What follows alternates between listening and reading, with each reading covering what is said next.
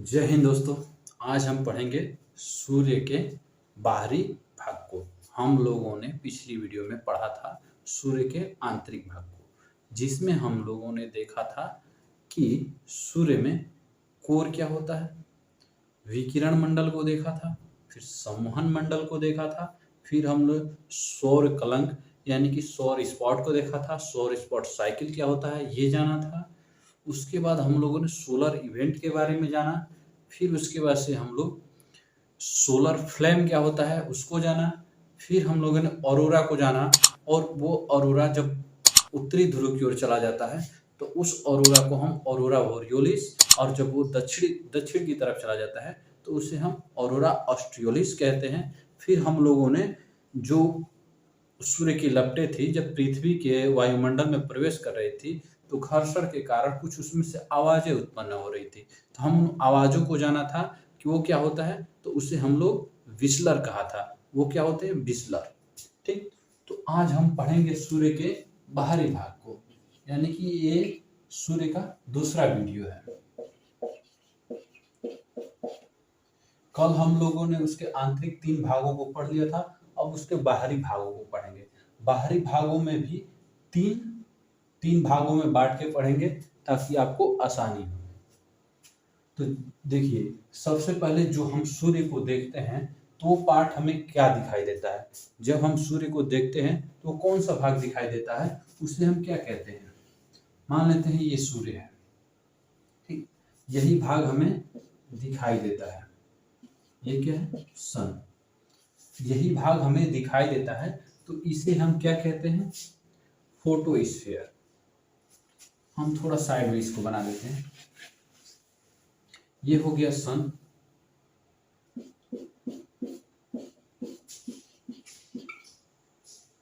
यही भाग हमें दिखाई देता है तो इसे हम कहते हैं फोटोस्फीयर। फोटोस्फीयर। इसके बाहरी भाग को, जो फोटोस्फीयर के बाहरी भाग है, ठीक, इसे भी हम एक नाम देते हैं और इसे हम कहते हैं क्या, क्रोमोस्फीयर। क्रोमोस्फीयर।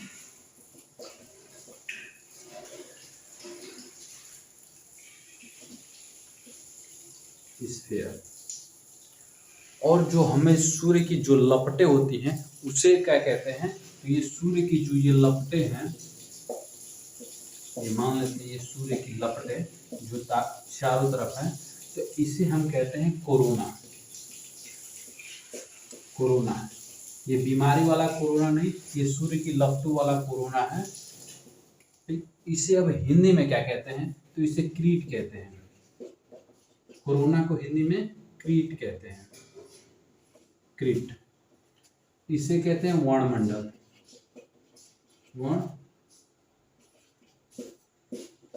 इसे कहते हैं प्रकाश मंडल। प्रकाश मंडल। सूर्य की जो लपटें उन्हें क्या कहते हैं, कोरोना, क्रीट।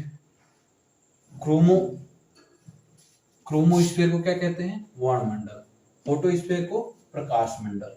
अब हम इनको एक एक करके देख लेते हैं कि आखिर में ये हैं क्या। तो सबसे पहले हम देख लेते हैं फोटोस्फीयर को। फोटोस्फीयर यानी कि प्रकाश मंडल। सूर्य का यही भाग हमें दिखाई देता है और कोई भाग नहीं दिखाई देता है। कल भी हम लोगों ने पढ़ा था तो आंतरिक भाग को पढ़ा था, वो भी दिखाई नहीं देता है। हमें सिर्फ और सिर्फ दिखाई देता है क्या, फोटोस्फीयर यानी प्रकाश मंडल। तो हम इसे क्या कहेंगे, सूर्य का यही भाग दिखाई देता है। इसका तापमान कितना होता है, तो इसका तापमान होता है 6000 डिग्री सेल्सियस। कितना होता है इसका तापमान, 6000 डिग्री सेल्सियस इसका तापमान होता है। ओके, आप इतना सीख पा रहे होंगे। अब देख लेते हैं क्या, क्रोमोस्फीयर यानी कि वर्णमंडल। क्रोमोस्फीयर यानी कि वर्णमंडल। यह भाग नहीं दिखाई देता है, यानी इसे हम क्या कहेंगे, यह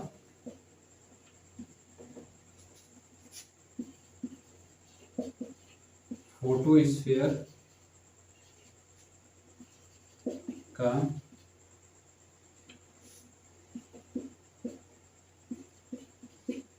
बाहरी भाग है तथा कोरोना का आंतरिक भाग है। और इसका तापमान कितना होता है, तो इसका टेम्परेचर जो होता है, तापमान, ये होता है 32,000 डिग्री सेल्सियस। देखिए यहाँ पे कितना है, जो हमें दिखाई देता है 6,000 डिग्री सेल्सियस, लेकिन ये जो दिखाई नहीं देता है इसका तापमान कितना होता है, और इसी कारण इसका तापमान ज्यादा होने के कारण ही हमें नहीं दिखाई देता है। तो इसका तापमान क्या होता है, ये हल्का हल्का दिखाई भी दे सकता है, लेकिन आगे और हम बता रहे हैं। इसका तापमान होता है 32,000 डिग्री सेल्सियस। लेकिन जब हम बात करेंगे कोरोना की, कोरोना ये हमें बिल्कुल भी दिखाई नहीं देता है। ये सिर्फ और सिर्फ हम यंत्रों के द्वारा तो क्रोमोस्फीयर को देख सकते हैं, लेकिन कोरोना हमें नहीं दिखाई देता है। कोरोना यह नहीं दिखाई देता है, यह सिर्फ ग्रहण के समय दिखाई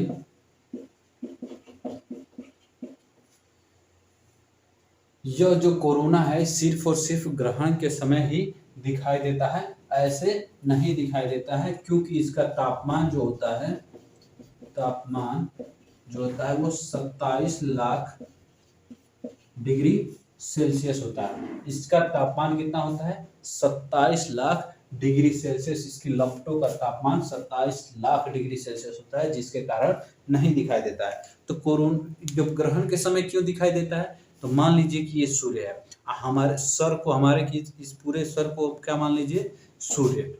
अब इसको क्या कीजिए, मान लीजिए यहाँ पे क्या चारों तरफ से लपटें निकली हुई हैं, ठीक। यदि बीच में कोई आ जाए, जैसे कि बीच में चंद्रमा आ गया, तो ग्रहण लग जाएगा।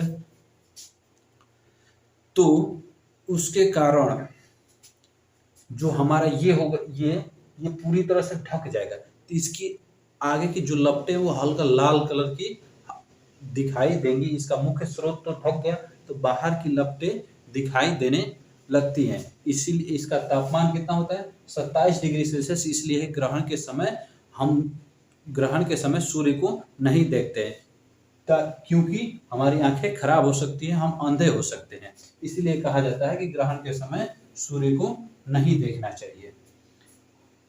ये तो हो गया इनका सूर्य के आउटर पार्ट, यानी कि सूर्य को। अब एक देखिए, इसरो द्वारा एक आदित्य नाम का, देखिए इसरो द्वारा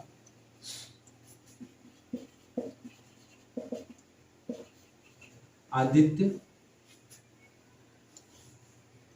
नाम का एक सैटेलाइट कोरोना के अध्ययन के लिए छोड़ा गया था, ठीक।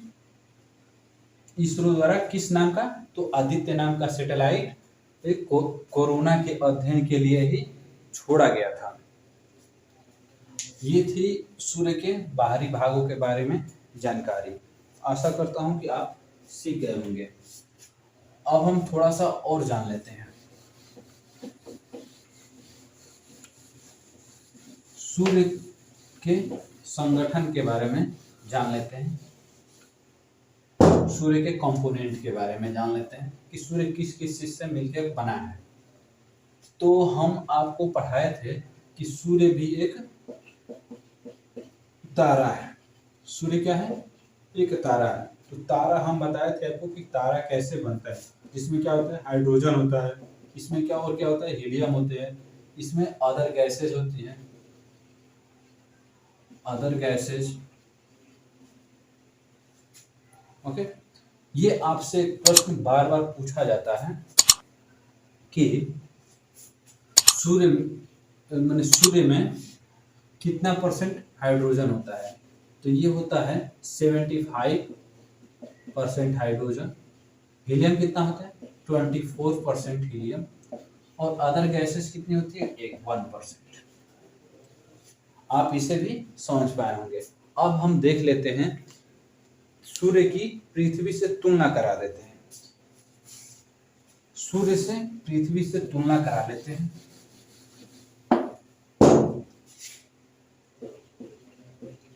सूर्य की पृथ्वी से तुलना, हम इधर लिख देते हैं क्या? पृथ्वी, इधर लिख देते हैं सूर्य। अब देख लेते हैं कि जो हमारा सूर्य है, सूर्य का व्यास पृथ्वी से कितना गुना ज्यादा है। तो जितना पृथ्वी का व्यास है उससे इस सूर्य का व्यास कितना है? तो 109 गुना ज्यादा है। 109 गुना ज्यादा है। यानी कि जितना पृथ्वी का व्यास होगा उससे 109 गुना ज्यादा किसका व्यास है? तो सूर्य का व्यास। किसे कहते हैं? तो आप एक सर्किल लीजिए और इन दो को आधा से काट दीजिए, तो जो मिलाने वाली ये जो रेखा होगी इसी को क्या कहेंगे? व्यास कहेंगे। तो जितना पृथ्वी का ये व्यास है उससे 109 गुना ज्यादा किसका व्यास है? तो सूर्य का। अब देख लेते हैं इसके द्रव्यमान। पृथ्वी के द्रव्यमान से कितना गुना ज्यादा द्रव्यमान सूर्य का है? तो 3,32,000 गुना। कितना है?